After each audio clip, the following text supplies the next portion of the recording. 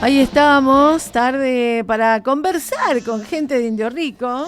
A ver qué pasa. A ver, ¿estamos? A ver, estamos Sí, ahí. sí.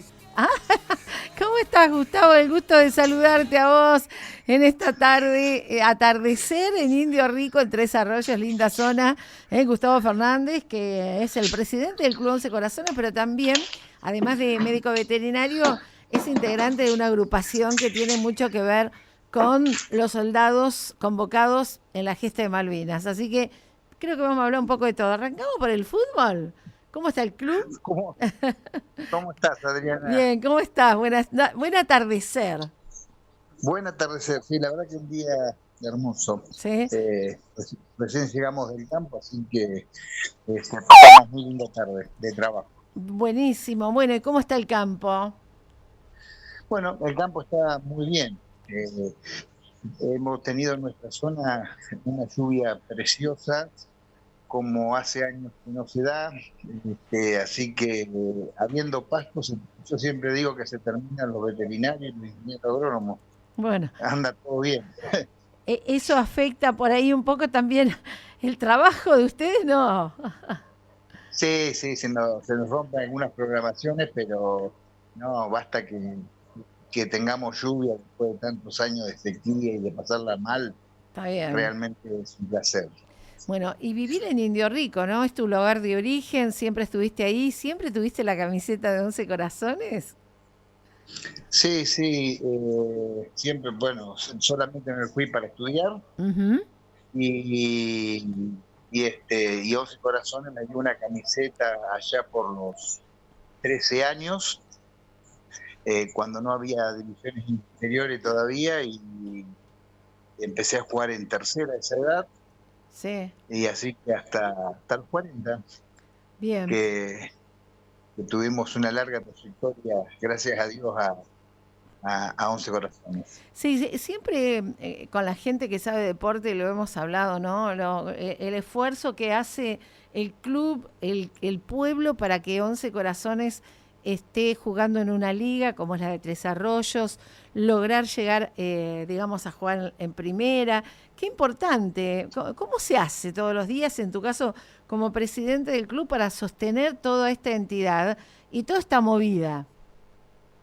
Mirá, es mucho sacrificio, es un granito que se pone todos los días, tanto sea en la parte edilicia, que hoy por hoy estamos con un club en unas condiciones excelentes. Ujú. Tenemos un salón de fiesta remodelado a cero. He estado eh, alguna vez este, hermoso como lo tienen. la verdad que hay un grupo de mujeres que está trabajando excelentemente. Nosotros hacemos de todo, porque somos un club de bajos recursos, ¿Sí? no tenemos un apoyo de nadie, lo nuestro es todo sacrificio, día a día, y bueno, trabajar con rifas, trabajar con lo que se puede para lograr ir recaudando fondos para mantener todo, ¿no? Ujú. Bueno, Pero bueno, y futbolísticamente siempre buscando, eh, además de los chicos que ustedes tienen, que juegan muy bien, siempre refuerzos. estamos obligados por una cuestión de que nuestros chicos, primero, somos muy pocos, Sí, tanto para conformar las divisiones inferiores, y siempre se dan ciclos.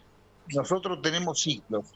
Hay ciclos de excelencia, como hace tal vez unos 15 años atrás, y después tenemos años críticos como los anteriores que no tenemos chicos.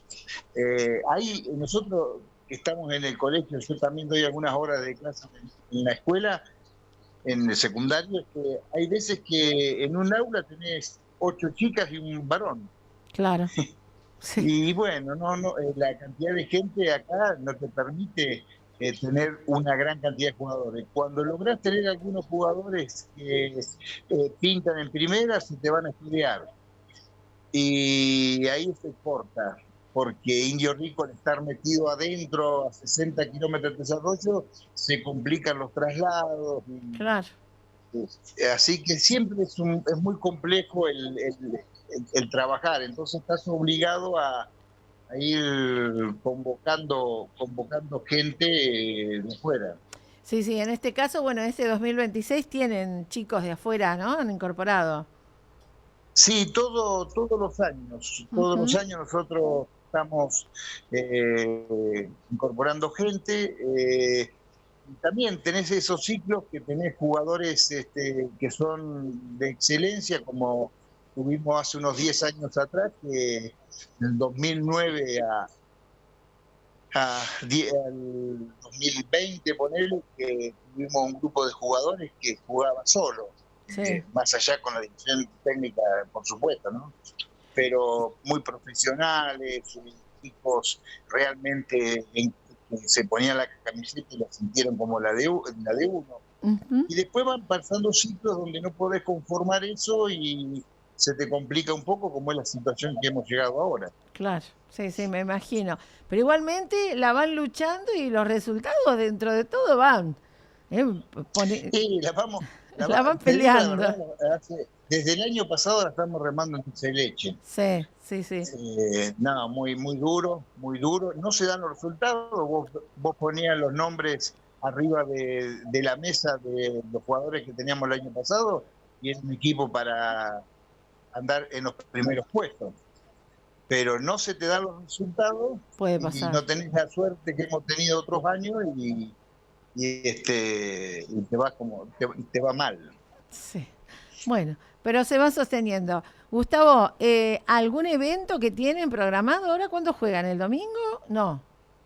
Sí, jugamos el domingo contra Huracán acá. Ajá. Teníamos pensado, fíjate cómo son las cosas. Teníamos nosotros cuando jugamos de locales, por ahí hacemos una pollada y pollo a la parrilla que vendemos a toda la localidad Sí. y capaz que vendemos 80 pollos y eso ayuda un poquito a la recaudación del día, ¿no? Y este fin de semana tuvimos que suspender porque dan entre 50 y 70 kilómetros de viento constante. Oh, mirá Y bueno, vos. así que va a ser un día gris Sí, y con frío, así que lo tuvimos que suspender porque nosotros lo hacemos al aire libre. claro. Y hay que ver si se hace la actividad, depende también si hay alguna alerta. Sí, no sé, eso no lo tengo, no hay alerta de lluvia, simplemente de viento. Cuando hay viento no hay parate de fútbol, así que estimo que se va a jugar igual. Bueno, te saco del fútbol y nos vamos a la otra parte, que ya lo hemos hablado en algún momento, pero es importante. Malvinas es todos los días. Quiero que le digas a los oyentes cuál fue tu función dentro de lo que fue el marco de la guerra y cuál es el reclamo, vamos a repasar, que ustedes están haciendo. Porque a vos te tocó no en el territorio malvinense, pero sí en territorio de continente, pero en un lugar donde hubo mucha actividad para apoyar logísticamente a los que estaban en Malvinas. Sí, yo estuve desplegado en Comandante Luis Piedrabuena y mi función básicamente fue de logística. Ujú. A su vez que teníamos el cuidado de las unidades donde nosotros nos alojábamos.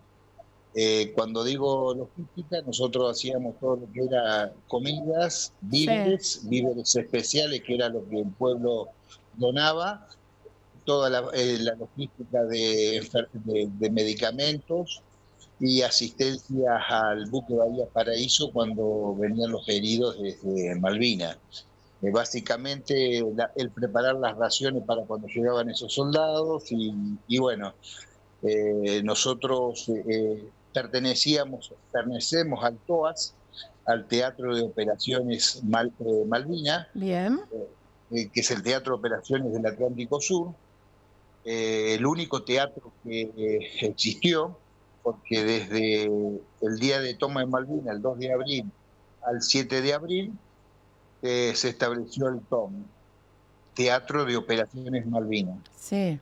cuando se vio que la guerra no podía ser sostenida simplemente porque se venía, el conflicto se hacía real, se extendió al litoral marítimo patagónico hasta el paralelo 42, que es a la altura de Puerto Madryn.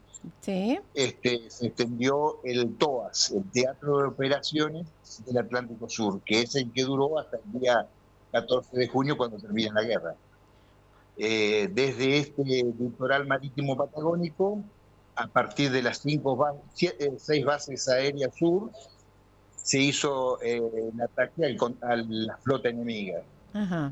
Y bueno, nuestra función, justamente, nuestro soldado, era custodiar esas bases, hacer la logística en esas bases, en todo el despliegue que había en el litoral marítimo. Y por supuesto, ahora nosotros estamos contando un poco la historia de lo que ocurrió en el continente. Claro. Que es una parte que está oculta, que está no contada. Nosotros contamos la historia nuestra. Como no estuvimos en Malvinas, contamos nuestra historia. No estuvieron en Malvinas, pero vuelvo a decir lo que dije al comienzo. Apoyaron la logística a aquellos que estaban en Malvinas.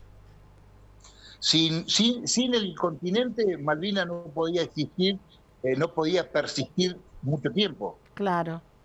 Y yo te voy a explicar una cosa que nadie lo comenta. El ataque a la flota inglesa no se hace desde Malvinas, se hace desde el continente. Sí. Fundamentalmente, los Super Étendard y los Exocet, que eran los misiles que tanto daño ocasionó a la flota inglesa, sí, partían de Río Grande. Los Saikar, que eran los que apartían los Mirage de Puerto San Julián. La logística al principio se hizo a través de los Hércules de Comodoro Rivadavia. Después estaban los Pará, que eran los de reconocimiento y patrullaje en la zona en Puerto Santa Cruz. O sea, ahí estuvo, digamos, donde se generó el ataque a la flota inglesa. Bien. Y hoy se sabe, nosotros el otro día cuando estuvimos en el Congreso, un artillero británico dio toda su explicación y decía, nuestro problema no estaba en Malvinas, nuestro problema estaba en el continente. Claro. Y claro. Es por eso que hacen los intentos de desembarco y de sabotaje de las bases. Hay descrito por documentación de guerra desclasificada en el 2015 más de 20 intentos de desembarco, con apertura de fuego, con combate, pero está todo escondido. Cuando uno comenta esto, dice, no, es un relato, es algo que realmente no ocurrió, que lo relativizan, lo desmalvinizan. Cuando hubo muertos, los primeros 10 muertos que ocurren en el conflicto bélico del Atlántico Sur, ocurren en Caleta Olivia. Ajá. Saquemos al capitán Giacchino, que muere en el día de la toma de Malvinas, sí, pero después los primeros caídos, héroes reconocidos por ley y que integran los 649 héroes de guerra muertos por el conflicto bélico del Atlántico Sur, los primeros 10 caen en Caleta Olivia. Ah, ¿Y por cómo fue eso? ¿Cómo sucede eso? En ese día eso se declaraba alerta roja porque habían encontrado gomones que estaban cerca, entre Caleta Olivia y Puerto San Julián. Ante este encuentro de los gomones, se sabían que los comandos SAS de los británicos estaban permanentemente asediando la zona y que era un submarino que andaba ahí custodiando y merodeando todo el litoral, que era el submarino Onyx. Sí. Aparentemente lanzaba esos gomones que iban a hacer los sabotajes de las bases aéreas. Cuando esto se dispara la alerta roja, sí, salen 2 helicópteros desde el Liceo Militar Roca, ahí en Comodoro Rivadavia, hacia Caleta Olivia. todo indicaba que los comandos se dirigían a una estancia, propiedad de ingleses, que no me va a salir el nombre en este momento de la estancia, Sí, sí. que era lo que suponían. La noche en el sur, quienes conocen el sur, la marea sube más de 9 metros y la bruma se establece enseguida en un instante. Era de noche y uno de los helicópteros deciden parar. Al otro día, cuando retoman la actividad, ellos iban con silencio de radio, lógicamente. Un helicóptero iba por ruta 3 buscando todo lo que sería hacia continente, y el otro iba sobre el mar. El que iba sobre el mar no dio aviso de radio, lo intentaron comunicar, no hubo respuesta, silencio de radio se llama. Sí. Vuelve la operación hacia atrás y aparece lo hago muy rápido, ¿no? Aparece un pescador con restos de algo que parecía una nave. Y era un tanque de combustible del helicóptero. Ah, El mirá. helicóptero quedó esparcido junto con las partes de los soldados en 600 metros a la redonda. Hoy, quien estuvo en el otro helicóptero, que es el hoy teniente coronel Marengo en retiro, que vive en España, nos dio también en esta fecha del Congreso, nos dio los relatos que el helicóptero fue derribado por un misil, estos que son tierra-aire, son comandados por personas, Sí, sí. ¿no? Y entonces eso quedó como que fue un accidente aéreo, y hoy con los peritajes, como se ha hecho todos los estudios, se determinó que no fue un accidente, fue una explosión, algo grande. Claro. Algún ataque, Entonces, seguramente. claro. Claro. Entonces, esas cosas que se relativizan en algunos casos, o la quieren relativizar, lo único que hacen es desmalvinizar, Claro. hacen que no se cuente esta parte de la historia. Sí. Hubo una apertura de fuego muy grande, con muchos comandos que corrían por la costa en Cabo Curioso. Hoy en día, esto que estoy diciendo yo, los libros de guerra están digitalizados y están abiertos, lo pueden escuchar y leerlo. Hubo buzos tácticos que desembarcaron a sabotear los tanques de combustible en Comodoro Rivadavia, y en mi caso presencié una apertura de fuego hacia una nave que dio silencio de radio en Puerto Santa Cruz. Las balas trazantes pasaban por encima de nosotros. Sí. Y bueno, en estas rutas que yo hago ahora vamos relevando los lugares que estuvimos apostados, encontré un lugar donde yo me ubiqué, me parapeté, se dice técnicamente. Sí. Y es a la entrada de la ciudad de Puerto Santa Cruz, y los proyectiles también encontré desde donde se disparaban, que eran desde el aeropuerto de Santa Cruz, que está en Santa Cruz y Piedrabuena, y desde arriba de Puerto Quilla, que era la otra batería, hizo la apertura de fuego. O sea que, y si alguien quiere escuchar algo no contado por nosotros, hay una historia que escribió un libro Marcelo Larraqui, Malvina, la guerra invisible, que relata Operación Mikado, que se hizo se intentó sabotear la base Hermes Quijada en Río Grande. Sí. Eran 8 comandos que tenían que aniquilar a los pilotos, destruir los Super Étendard y los Exocet, que eran los misiles que le estaban ocasionando un daño tremendo. Qué bárbaro, Ellos fueron detectados. Sí. Ellos fueron detectados por un radar, uno marino y uno terrestre.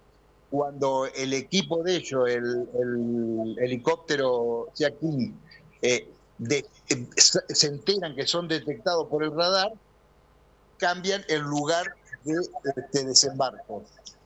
Ellos tenían mala cartografía y nosotros salimos a buscarlo con 600 soldados hacia ellos. Esta operación Mikado está contada por boca del piloto que llevó a cabo la misión, Richard Hawkins.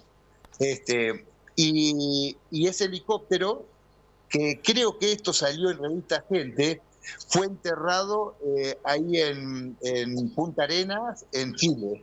Mirá vos. Para que no dejaran rastro. Claro. Los comandos, lógicamente... No nos olvidemos que además Chile no nos respaldó, así que seguramente fue parte de la complicidad. Chile prestó todo el apoyo de radares y aportó toda la parte de logística hacia los británicos, como en este caso esos soldados permanecían como en custodia, pero después volvían a combate por otra vía, ¿no? Claro. Bueno, la verdad que es interesante, es para charlar mucho, un rato largo. Pero ¿cómo van con este tema? Y vamos ahí. Es una decisión política la que estamos esperando. Es la primera vez que nosotros tenemos leyes presentadas. Hoy tenemos un proyecto de ley que lleva el número 373 del año 25 y que supimos tener hasta 80 diputados y senadores firmantes en apoyo a nuestra ley. Pero bueno, llega el momento que va a la Comisión de Justicia, que va al Departamento de Justicia y no pasa nada. Esto que hicimos nosotros el otro día en el Congreso, de visibilizar, de presentar la documentación, de traer los testimonios en primera persona de excombatientes ingleses, de oficiales, inclusive de muchos excombatientes que nos apoyan, como hay otro tanto grupo que nos defenestran, cuando tendríamos que estar todos hermanados bajo la misma causa, porque nosotros fuimos veteranos de guerra. Yo fui veterano de guerra desde el año 84, por todas las leyes militares y civiles, hasta el año 88. Ahí le sacaron todos los derechos. A nosotros, en el levantamiento cara pintada de aquel entonces, de aquel recordado episodio donde Alfonsín dijo la casa está en orden, ahí, digamos, entre bambalinas, ¿qué es lo que se cocinó? Que se dejaran de insistir con los juicios de lesa humanidad, porque los militares entendían que a ellos los habían mandado a hacer lo que hicieron, y a su vez pidieron que los oficiales y suboficiales subieran a las leyes de los soldados, a estas leyes que a nosotros nos daban desde la ley madre, la 2109, de todo lo que era casa, estudio, trabajo, y después los honores y medallas, que los oficiales subieran a esas leyes. Una cuestión presupuestaria hizo que subieran los oficiales y suboficiales, que eran de carrera y que ellos habían decidido eso, y nos bajaran a nosotros, utilizando un límite que era el que Inglaterra no podía haber sobrepasado, que eran las 12 millas marinas hacia el continente. Claro. Así que es todo... nosotros lo que pedimos es que nos devuelvan la condición que teníamos hasta el 88, que éramos veteranos de guerra como todos los otros. Y no estamos pidiendo ni nos estamos queriendo comparar con lo que estuvieron en las islas. Yo eso no entro en conversación. Si me preguntan mi opinión, extraordinario. Para mí, que combatieron cuerpo a cuerpo en Monte Londo, en Montequín, en Pradera del Ganso, Monte Dos Hermanas, todo honor y toda gloria. Sí. Pero hay que entender otra cosa, que a Malvinas pasaron, vamos a poner números redondos para no ser con cifras quebradas, a Malvinas pasaron 12.000 soldados, combatieron casi 4.000. Exacto. Y hoy hay 23.000 veteranos de guerra reconocidos. Entonces hay cosas que no van.